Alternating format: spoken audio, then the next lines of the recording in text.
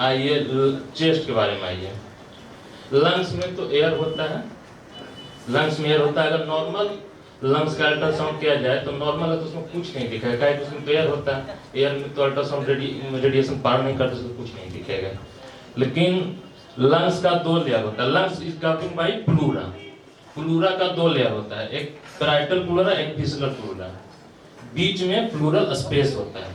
Parietal pleura ribs के सटे होता है और विस्लर प्लूरा जो लंग्स को कवर करता है। तो अगर एक्सरे में सीपी एंगल ऑब्लिटरेटेड है तो आप लोग क्या क्या देखिएगा। पहले तो प्लूरल फ्यूजन हम लोग सोचेंगे, प्लूरल फ्यूजन है। दूसरा कंसोलिडेशन। तो कंसोलिडेशन क्या होगा, मास लाइक स्ट्रक्चर दिखेगा या शैडो दिख सकता है, कभी मिनिमल प्लूरल फ्यूजन भी दिख सकता है। तीसरा नीमोथोरेक्स होगी।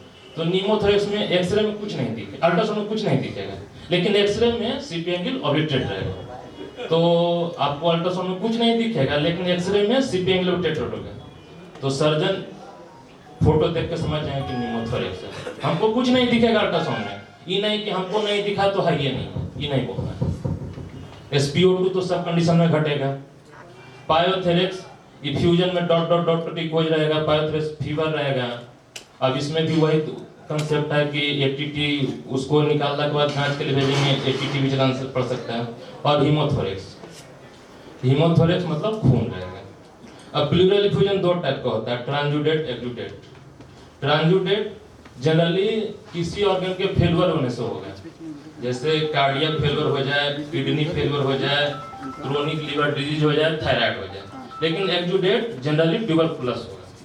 तो ट्रांजुडेट को डायूरेटिक्स देने से जनरली शरीर से आउट हो जाएगा, मतलब मेडिसिन से वो बाहर हो जाएगा 3 से 4 दिन में। अगर ज्यादा फ्लूइड होगा तो एक्सपायरेशन होगा। लेकिन एक्जुडेट अगर बहुत है, ट्यूबरकुलस है, तो फ्लूइड निकालना ही पड़ेगा, जांच के लिए भेजना ही पड़ेगा, कोई उपाय उसका नहीं। या फिर लंग्स में मास एब्सेस के लिए भी अल्ट्रासाउंड करना पड़ता है। प्लूरल थिकनिंग, प्लूरल थिकनिंग जब प्लूरल फ्लूइड मोर रहता है तो दवा टीबी का चलता है 6 से 7 से 8 महीना। तो जाते जाते सूखते सूखते वक्त थोड़ा सा हेयर लाइन या बहुत मिनिमम प्लूरल में फ्लूइड बच जाता है। उस स्टेज में भी पेशेंट दर्द बोलेगा आपको, तो वो थोड़ा सा बच जाता है, उसको प्लूरल थिकनिंग बोलते हैं। बहुत थोड़ा सा दिखेगा, लंग्स खाली ऊपर नीचे होगा। प्लूरल जो फ्लूइड है वो एकदम मिनिमम फिक्स दिखेगा, वो नहीं लगेगा कि ऊपर नीचे हो रहा है, लंग्स ऊपर नीचे दिखेगा। ये प्लूरल फ्यूजन सूखने के बाद ही दिखेगा। अब ट्रॉमा में आते हैं, कोई इमरजेंसी मरीज आता है ट्रॉमा में, तो अगर रिब्स का फ्रैक्चर होता है तो 2 कंडीशन हो सकता है, हीमोथोरेक्स, नीमोथोरेक्स। अगर पैराइटल प्लूरा जो कि रिब्स का ये होता है, जो रिब्स के पास होता है, अगर वो रप्चर होगा तो ओनली हीमोथोरेक्स होगा। लेकिन अगर विसरल प्लूरा जो कि अंदर के जो लंग्स को कवर कर रहा है, अगर वो रप्चर होगा तो नीमोथोरेक्स हो जाएगा। पैराइटल प्लूरा रप्चर होगा तो हीमोथोरेक्स होगा, विसरल प्लूरा तो नीमोथोरेक्स हो जाएगा। दोनों में आइडियली ड्रेन लगाया जाता है पेशेंट को। इमरजेंसी में अगर मल्टीपल रिब फ्रैक्चर है तो हम लोग जनरली अल्ट्रासाउंड गाइडेड हीमोथोरेक्स ड्रेन करते हैं। सर्जिकल लिम्फाइसेमा ये जनरली कॉमन है आफ्टर ट्रॉमा। सर्जिकल लिम्फाइसेमा में क्या होगा कि एयर बिटवीन मसल्स लेयर हो जाएगा आफ्टर ट्रॉमा, और ये कहीं भी शरीर में हो सकता है। अगर किसी पेशेंट को सर्जिकल लिम्फाइसेमा है तो जैसा कि हम लोग जानते हैं कि एयर से अल्ट्रासाउंड रेडिएशन नहीं पार कर पाता है।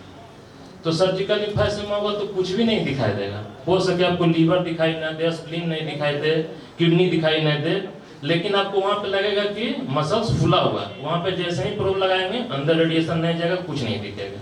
तो वैसे कंडीशन में सर्जन या तो नीडल से उसको फाड़ के एयर बाहर निकाल देते हैं, जनरली ऑन स्किन होगा तो नीडल से फाड़ के स्किन से एयर निकाल देते हैं, उसके बाद आपको दिखेगा। अब एक होती है फास्ट अल्ट्रासाउंड, ये जनरली ट्रॉमा के पेशेंट में होता है।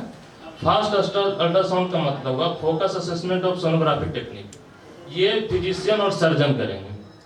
कोई मरीज जाता है ट्रॉमा का, तो जनरली हमारे शरीर में 4 स्पेस है, 4 खाली स्पेस है, वहाँ बस 4 ही स्पेस देखेंगे और कुछ नहीं देखेंगे। बहुत प्लूरा देखेंगे, पेरिकार्डियल देखेंगे, मॉरिसन पॉच और स्प्लेनोइडल स्पेस देखेंगे और एब्डोमिनल कैविटी देखेंगे। सिर्फ वही देखेंगे कि कलेक्शन कहीं है कि नहीं, बस इससे ज़्यादा कुछ नहीं करेंगे। उसके बाद सीटी करा लेंगे।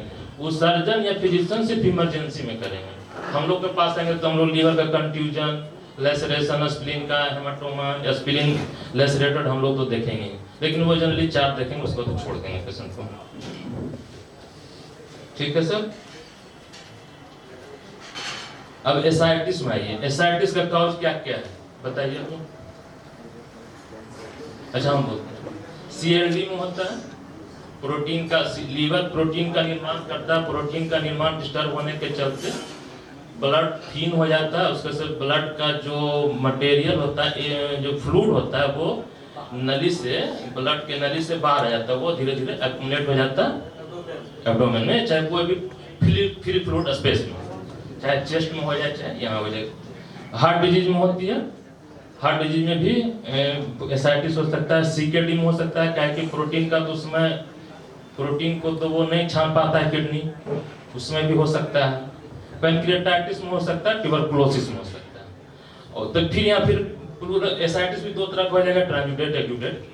अगर ट्रांजुडेट फ्लूइड है तो फिर वही वाला कंसेप्ट हो जाएगा कि दवा चलेगा निकल जाएगा, लेकिन अगर एक्यूटेट है तो फिर एटीटी चलेगा, एटीटी ट्यूबरकुलोसिस होगा, तो एक्यूटेट फ्लूइड ट्यूबरकुलोसिस होगा। तो जो अगर किसी ऑर्गन के फेलियर पे चलता होगा तो वो फ्लूइड ट्रांजुडेट होगा, और एटीटी होगा तो ट्यूबरकुलोसिस होगा। और जनरली फ्लूइड में इक्वोज दिखे तो समझिए वो प्रोटीन कंटेंट है, वो ट्रांजुडेट फ्लूइड ऑर्गन के फेलियर होने से आया। प्लूरल इफ्यूजन में भी वही बात है कि कैसे होगा, सीकेडी से होगा, chronic kidney disease, heart disease, CLD, pancreatitis में होगा। इफ्यूजन में ट्यूबरकुलोसिस अगर रहेगा तो जनरली वन साइड रहेगा, अगर हार्ट फेल के चलते होगा जनरली, या रीनल फेलियर के चलते होगा तो बायलैटरली होगा। अब सर आइए जॉन्डिस पे। जैसे लीवर बढ़ा हुआ है तो हम हेपाटाइटिस बोलेंगे, ना कि जॉन्डिस बोलेंगे।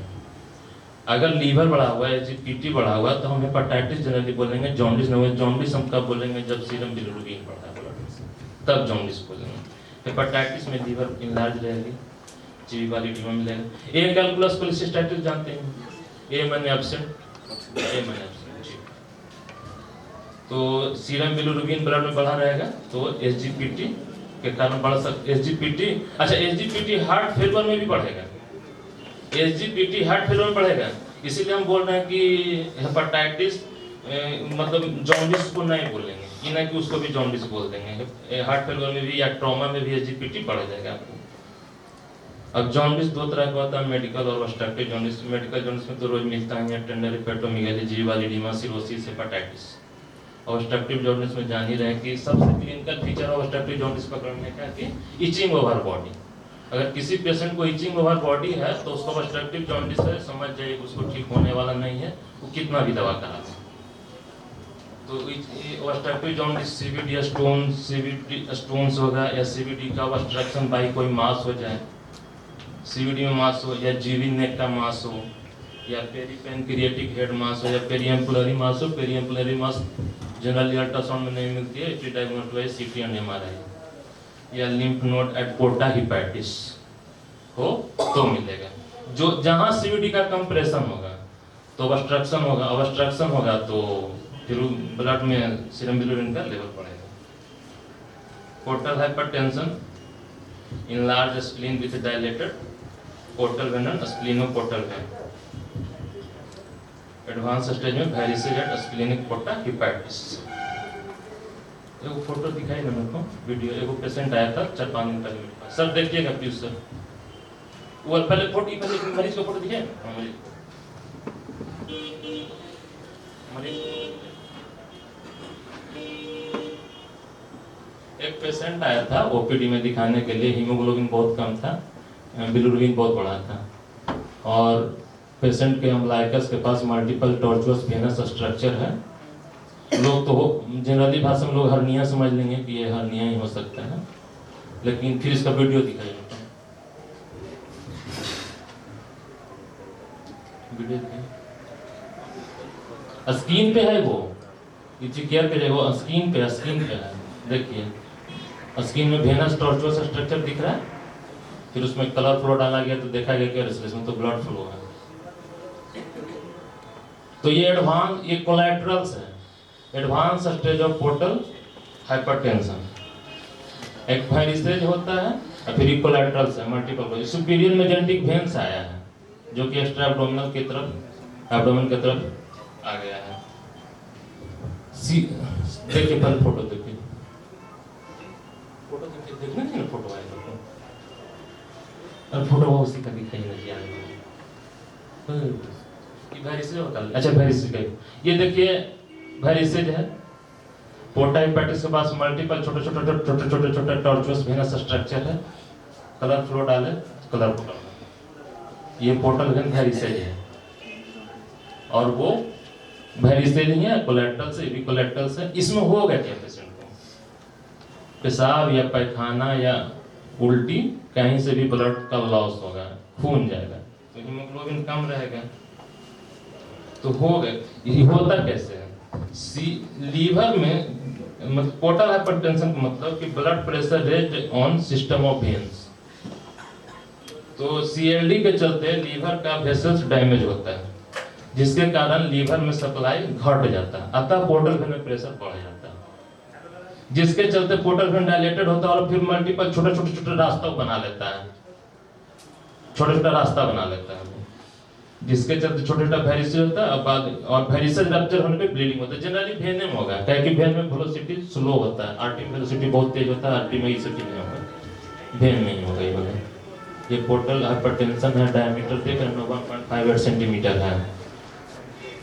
वो वेरिसेज, वो कोलेट्रल्स था, वो वाला वीडियो पर दिखा दीजिए अच्छा से पहले वाला।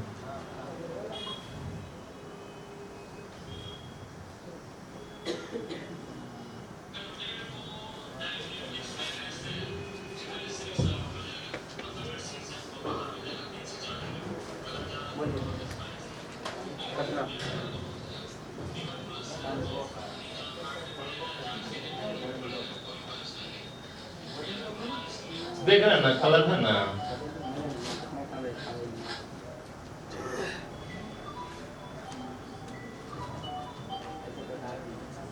Portal vein varices, multiple collector सिनम abdominal wall, superior mesenteric vein से आया है। छोड़ दीजिए। ये कोर्स लीवर वही सीएलडी के चलते, इसमें सीएलडी तो कॉमन है, दिखना ही है। छोड़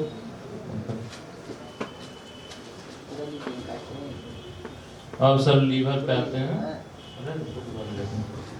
लीवर फैटी तो जान रहे हैं कि अगर डायफ्राम बहुत अच्छा दिखेगा, ये सीएलडी के चलते ही वैसा उसका ये हुआ क्या? हाँ सीएलडी, हाँ ये पोर्टल हाइपरटेंशन तो लगभग दोनों कुल ये है प्रोपोर्शन, मतलब ये होगा तो बाद में भी होना ही है, पेशेंट को कॉमन होना ही है, दोनों साथ में हाँ होना ही है। क्योंकि पोर्टल लीवर में ब्लड फ्लो घटेगा तभी लीवर का मार्जिन गड़बड़ाएगा और उस पर पोर्टल में प्रेशर बढ़ेगा तभी वेरिसेज बनेगा, तो होना ही है दोनों साथ में। लेकिन स्प्लीनोमेगाली, एसाइटिस और पोर्टल वेन डायलेटेड ये मिलेगा। सर सीएलडी के साथ और इसके बारे में भी तो कुछ लिखना है, मार्जिन इरेगुलर कोर्स इकोटेक्चर पर यही सब लिखिएगा। फिर लीवर फैटी तो समझ रहे हैं कि डायफ्राम अच्छा दिख रहा है तो नॉर्मल है, डायफ्राम गड़बड़ दिख रहा है तो लीवर फैटी, उसके बाद मार्जिन करते, मतलब ग्रेडिंग करते चले जाएंगे। एकदम नहीं डायफ्राम दिख रहा है तो ग्रेड 3 लीवर है। Congested hepatomegaly, right circular effusion dilated, IVC वगैरह दिखेगा। आईवीसी डायलेटेड है तो कंजेस्टेड हिपेटोमेगाली। अब हार्ट की बीमारी है कि नहीं, अगर आईवीसी ऑन इंस्पायरेशन और एक्सपायरेशन ग्रेटर देन 50% कॉन्ट्रैक्ट हो रहा है तो पेशेंट को हार्ट की बीमारी नहीं है।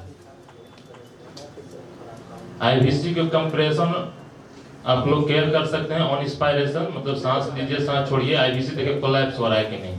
अगर आईवीसी कोलैप्स हो रहा है तो हार्ट की बीमारी नहीं है पेशेंट को। हेपेटाइटिस तो समझिए ना कि हिपेटोमेगाली रहेगा, जी वाली डिमिटस रहेगा। कोर्स लीवर में लीवर चलनी के टाइप का दिखेगा, गांव देहात में चलनी रहता है जिससे हम लोग चालते हैं, तीसी रहे बस चलनी चालने वाला उसी टाइप का चलनी के टाइप से हम दिखेगा तो समझिए